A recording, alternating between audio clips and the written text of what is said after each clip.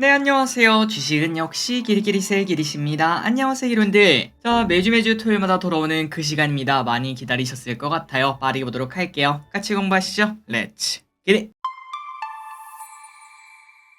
자, 이 영상은 이렇게 네 가지로 나뉘어져 있습니다. 이번 주에 상장한 공모주와 그 다음에 이번 주에 청약한 공모주, 그리고 다음 주에 상장할 공모주와 청약할 공모주, 이렇게 네 가지로 깔끔하게 나뉘어 또 알아보도록 하겠습니다. 그렇다면 이번 주에 상장한 녀석이 뭐가 있는지 보도록 하겠습니다. 엄소용! 자, 이제 엄소용을 당분간 볼 수 없을 것 같은데요. 이제 엄소용은 뒤로 하고 진짜로 이번 주에 청약한 기업은 뭐가 있는지 보도록 할게요. 우진엔텍, HB인베스트먼트, 현대임스, 포스뱅크, 그리고 스펙 하나가 있었습니다. 첫 번째 우진엔텍을 보도록 하겠습니다. 데이터가 말도 안 됐죠. 기관 경쟁률이 1200대 1, 의무 확약이 44%, 유통비율이 12%밖에 안 돼서 유통금 정말 말이 안 됩니다. 유통금액이 60억밖에 안 돼. 야, 이거는 따따블 간다. 요런 얘기가 나오고 있습니다. 하지만 또 시총도 낮고 데이터도 좋다 보니까 사람들이 많이 몰렸겠죠. 그러다 보니까 균등 배정 수량은 0.5개밖에 안 되고 2명 중에 1명이 받았는데 처기릿은 못 받은 1명에 속했습니다. 저 대신에 기르분들이 더 많이 받으셨기를 진심으로 바라고 이거 보시는 기르분들 전부 다 최대한 많이 받았길 진심으로 바랍니다. 다음으로 HB인베스트먼트를 보도록 하겠습니다. 요 녀석도 데이터가 나쁘지 않았습니다. 경쟁률은 830대 1, 그 다음에 의무 확약은 17%,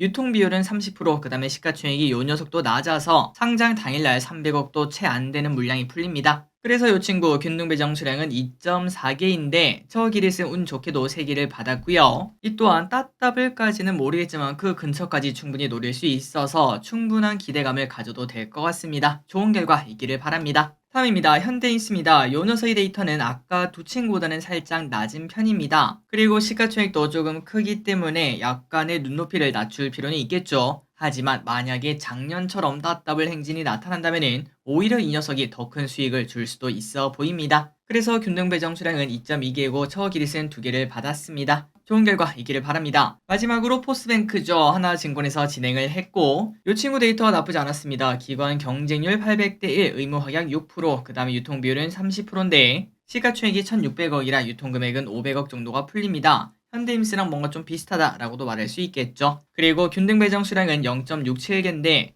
이거 뜬 거 맞죠? 저 길이 똑같이 오늘 아침에 히린한테 말했습니다. 야, 이거 뜬 거 맞냐? 라고 말을 했는데 어쨌든 저 기릿은 연계를 받아서 조금 아쉽지만 이 또한 기르분들이 많이 받아가셨기를 진심으로 바랍니다. 그리고 스펙 같은 경우에도 경쟁률이 조금 셌나봐요. 균등 배정 수량이 5개밖에 안 됩니다. 요 녀석도 좋은 흐름 나오길 진심으로 바라고 어쨌든 다음 주에 이제 요 친구들 중에서 4가지가 상장하지 않겠습니까? 그 친구들 어떻게 팔지 한번 보도록 할게요. 다음입니다. 다음 주에 상장하는 기업 보도록 하겠습니다. 우진엔텍, HB인베스트먼트, 현대임스와 대신밸런스 17호 스펙. 일단 우진엔텍 따따블 가능성 분명 있습니다. 유통금액이 너무나 작기 때문에 매도 전략은 똑같습니다. 장 초반에 매도하는 것도 분명 괜찮지만 요즘은 너무나 뜨겁다 보니 일단 요 친구 같은 경우에는 한 30분까지만 지켜보자고요. 물론 내가 현생이 너무 바쁘다 그렇다면 당연히 장 초반 매도가 옳다라고 말할 수 있고 하지만 내가 아침에 좀 볼 시간이 있다 그렇다면 한 2-30분 정도만 봤다가 따따블에 도착하면 다음날까지 가고 만약에 그때까지도 못 갔다 그렇다면 그때 바로 매도하시면 될 것 같습니다. 그리고 오랜만에 공모주 시작하니까 이제 한 번 더 말씀드릴게요. 익절은 항상 옳습니다. 익항올 솔직히 말씀드려서 우진한테 우리가 받아봐야 한 게 아니었겠습니까? 이거 아무리 잘 팔아봐야 한 2-3천원 많아봐야 한 5천원 그 정도 수익을 더 볼 수 있을 것 같긴 한데 물론 그것도 큰 금액이지만 우리가 거기에 들어가는 스트레스나 그러한 피로도 그런 것들 생각하면 솔직히 또이또이다 라고도 말할 수 있겠죠. 게다가 중요한 거는 주식 투자해보셨으면 다 아실 겁니다. 우리가 보고 있다고 용 쓴다고 주가가 무조건 오른다면 전 하루 종일 용 쓰고 있겠죠. 그런데 꼭 그렇지만 또 않다는 거 오히려 그냥 바로 매도하는 것보다 더 큰 손실이 나타날 수도 있기 때문에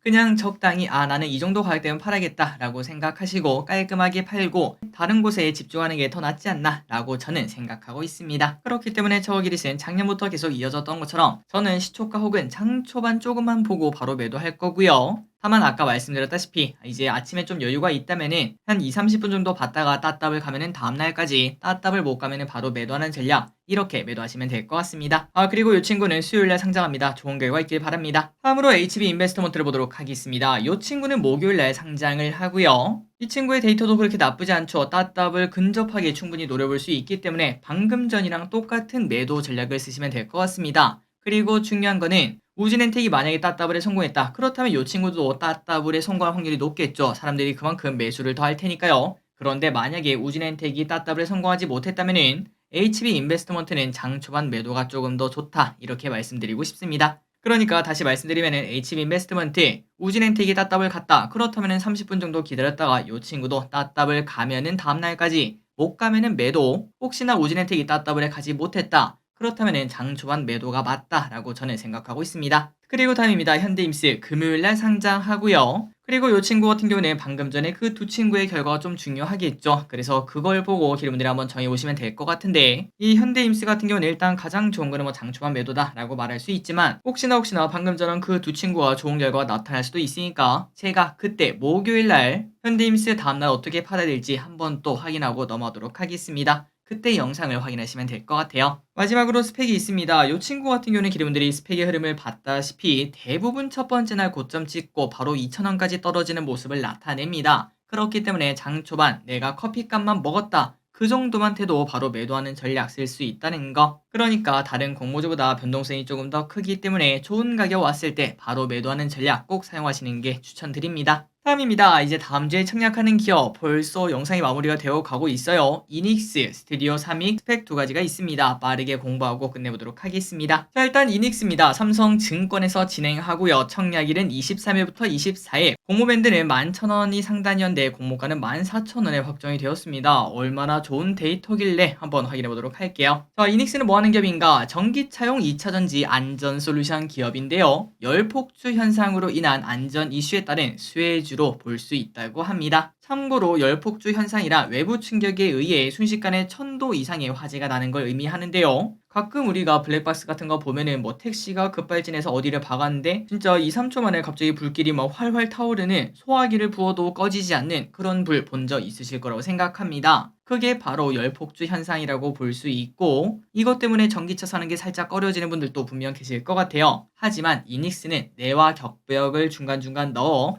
골든타임, 그러니까 열폭주 현상이 나타나긴 나지만 1, 2초 만에 타오르는 게 아니라 조금의 시간을 벌어주는 그러한 역할을 하는 제품을 만들고 있다고 합니다. 또한 배터리 셀 패드도 만들고 있는데 이 친구도 배터리 화재의 원천 요인을 방지하는, 그러니까 이 친구는 배터리 안에서 안전장치에 좀 관련된 기업이다. 이렇게 해석할 수 있겠네요. 한번 보도록 할까요? 자, 배터리 셀 패드를 넣고 안 넣고 차이입니다. 여기 보면은 이게 배터리 셀인데, 배터리 셀이 없으면은 막 서로 움직이면서 마찰도 발생하고 뭐 이상한 현상도 나타나고 충격이 나타나면은 여기저기 부딪히고 혹시나 불이 날 수도 있고 등등 문제가 생길 수밖에 없겠죠. 하지만 배터리 셀 패드를 중간중간에 이렇게 넣게 되면은 마찰이 발생할 확률도 당연히 낮아지고 문제가 생길 확률도 당연히 낮아진다라고 말을 해볼 수 있습니다. 그러니까 택배 상자 안에 뽁뽁이 넣는 거랑 비슷하다, 이렇게 말할 수 있겠네요. 그리고 다음으로 내와 격벽입니다. 이 친구 같은 경우에도 배터리 열폭주 현상, 하나가 불타면은 한 번에 쫘라락 다 타는 걸 볼 수 있는데, 하지만 내와 격벽 이렇게 벽을 쳐놓으면은 한쪽만 타고 한쪽을 안 타게 이런 식으로 막을 수 있어서 시간을 벌 수 있다는 거, 이런 제품이라는 거 이제는 다 이해하셨으리라 생각됩니다. 다만 이제 이닉스의 걱정은 이거죠. 최근 들어 2차전지가 너무나 좋지 않다는 거, 특히 대형주 위주로 떨어지는 칼날까지 나타나고 있습니다. 그러다 보니까 당연히 걱정이 나올 수밖에 없는데, 하지만 이 녀석은 조금 2차전지랑 갈래가 좀 다르긴 해요. 다른 2차전지는 여러가지 이슈 때문에 뭐 예를 들어 중국산 배터리가 잘 팔리면 우리나라 배터리가 안 팔린다든지 등등 그런 이슈가 있지만, 그런데 이 친구는 안전에 관련되다 보니까 말 그대로 대외 환경에 조금 영향을 적게 받는다, 이렇게도 말할 수 있겠죠. 그렇기 때문에 최근 들어 2차전지가 안 좋은 건 사실이지만 그럼에도 이 친구는 괜찮다, 이러한 평가를 내린다고 합니다. 그러니까 여러분들이 청약하는데 굳이 2차전지라서 피할 필요는 없다라고 볼 수 있고, 실적을 보도록 할까요? 당연히 실적은 성장하고 있습니다. 쭉쭉쭉 성장하고 있죠. 이미 올해는 재작년 실적이 육박하는 그런 모습을 나타내고 있고 4분기가 남았다는 거 합치면 또다시 최고 매출, 최고 영업이익 찍었으리라 생각이 됩니다. 그렇다면 수요일치 결과 한번 보도록 할까요? 기관은 1950건에서 청약을 했고 670대 1, 나쁘지 않습니다. 그렇다면 기관은 얼마를 써내나 봤더니 11,000원이 공모가 상단인데 14,000원에 확정을 지었고,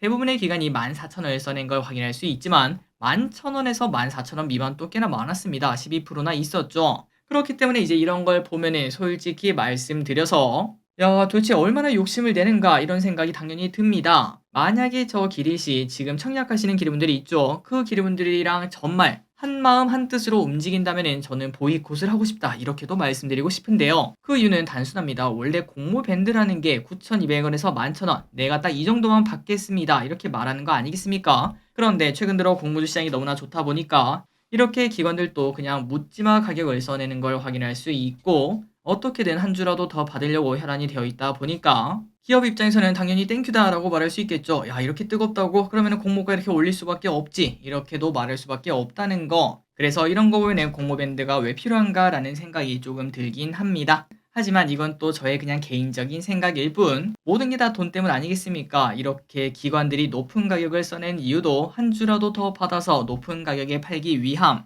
그리고 삼성증권이나 이닉스 입장에서도 더 높은 가격을 받으면 당연히 좋지 않겠습니까? 그래서 받는 걸 볼 수 있고 그리고 마지막에 있는 우리도 솔직히 한마음 한뜻으로 움직이고 싶긴 하지만 근데 요즘 공모주가 너무나 좋다 보니까 솔직히 말씀드려서 이거 한 주당 한 2, 3만 원의 수익이 나올 정도 아니겠습니까? 그걸 버리고 보이콧하자 이렇게 말씀드리기도 저는 또 많이 어렵네요. 어쨌든 그렇기 때문에 당연히 청약은 진행해야 되겠지만 한 가지 확실한 거는 이렇게 욕심을 버리는 주체가 많아지면 많아질수록 당연히 공모가가 과열되는 현상 그 말인즉슨 공모주 호황도 곧 끝나가겠구나 라는 이야기까지 이어질 수 있습니다. 어쨌든 말이 길었습니다. 14,000원의 확정 공모가가 되었고요. 그리고 의무 확약은 괜찮습니다. 무려 25%나 나왔네요. 그렇다면 보도록 하겠습니다. 청약일은 화요일부터 수요일까지 최소 청약 금액은 20주 기준 14만원, 기관 수혜 측은 670대 1, 1950원이 나왔고 의무 확약은 25%로 상당히 좋습니다. 그리고 삼성증권에서 진행하고 청약 계좌는 청약 당일 비대면 개설 가능합니다. 언제든 만드셔서 하시면 되고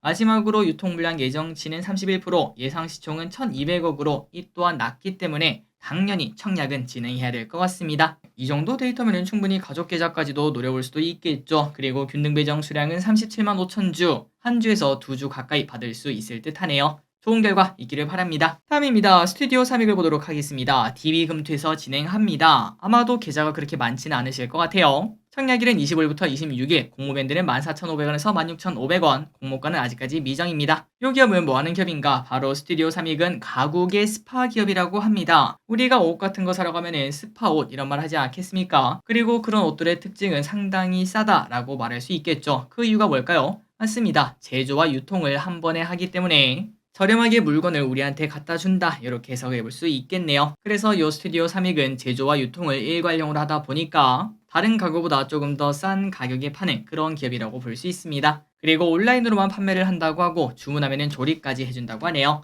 그렇다면 이 기업 실적은 어떤가? 매출액은 계속 늘고 있습니다. 그런데 최근 들어 영업이익은 조금 하락한 바 있는데 그 이유는 러우 전쟁 때문에 영업이익이 줄어드는 그러한 상태가 벌어질 수밖에 없었다고 합니다. 그리고 중요한 거는 이 친구는 고평가 논란이 현재 존재하고 있습니다. 그 이유가 뭔가? 바로 스튜디오 3획은 가구 기업이다 보니까 비교 기업은 지누스, 시리즈, 오하임 앤 컴퍼니 이렇게 세 가지를 넣었는데 지누스와 시리즈의 퍼는 나쁘지 않지만 그런데 오하임 앤 컴퍼니 이 친구 퍼가 무려 49배로 이 정도면 뭐 2차 전지급 아니겠습니까? 이 정도로 뻥튀기가 되어 있는 상태라고 합니다. 그런데 이 친구가 이거를 비교군에 넣었다는 거는 나의 가치를 조금 더 부풀렸다 라고도 해석해 볼 수 있겠죠. 그리고 이 기업은 뭐 당연히 아시다시피 그냥 가구에 관련된 기업입니다. 온라인으로 주문하신 분 아마도 기름들 중에서도 당연히 계실 거라고 생각합니다.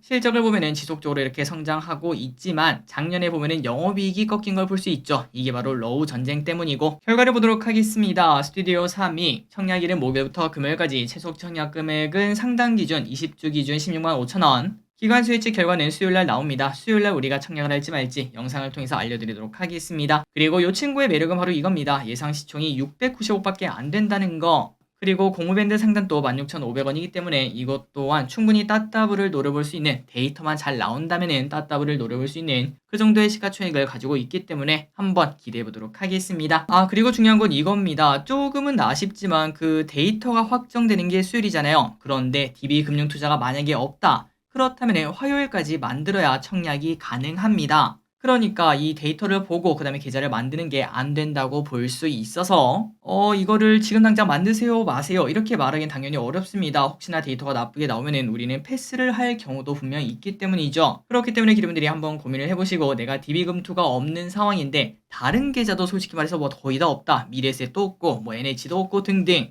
내가 지금 가진 계좌가 두세 개밖에 없다. 그렇다면은 이거는 패스하셔도 될 것 같지만 혹시나 내가 한 대부분은 뭐 갖고 있어요. 이제 뭐 몇 개만 더 만들면은 드래곤볼입니다. 그런 상황이라면은 DB금융 투자 미리 만들어 보시는 것도 나쁘지 않다고 생각합니다. 개인적으로 봤을 때는 시가총액을 봤을 때는 충분히 괜찮은 모습이 나타날 수 있어서 계좌를 만드는 게 좋다고 생각하는 동시에 그런데 균등 배정 물량이 그렇게 많지는 않아요. 물론 DB금토를 가지고 있는 사람도 그렇게 많지 않아서 한 주 정도를 노려볼 수 있긴 한데 혹시나 계좌를 만들었는데도 빵주 가능성도 있다는 거 여기까지 같이 보시면 될 것 같습니다. 그리고 스펙도 두 개가 있습니다. 당연히 전부 다 청약하시면 될 것 같네요. IBK 스펙은 화요일부터 수요일까지, 신형 스펙은 25일부터 26일까지입니다. 달력을 보고 끝내보도록 하겠습니다. 오늘 또 이렇게 같이 공부해주셔서 진짜 고생 많으셨고요. 다음 주에 오는 공모주 이렇게 다 청약하시면 될 것 같고 스튜디오 3위 같은 경우는 수요일날 알려드리도록 하겠습니다. 다음으로 상장하는 친구들이 이렇게 나와 있죠. 전부 다 좋은 가격에 매도하시길 바라고 그리고 그 다음 주에는 APR 살짝 쉬는 모습 설이다 보니까 살짝 쉬고 그 다음부터는 또다시 엄청나게 몰려오고 있습니다. 3초 뒤에 넘어가도록 할게요. 오늘의 공부 여기까지 끝났습니다. 항상 이렇게 같이 공부해서 진심으로 감사합니다. 마침 또 미국 증시가 금요일날 엄청나게 좋게 끝났더라고요. 뜨거운 월요일을 기대하며 오늘 여기서 물러나도록 하겠습니다. 지금까지 길이셨습니다. 빠이요.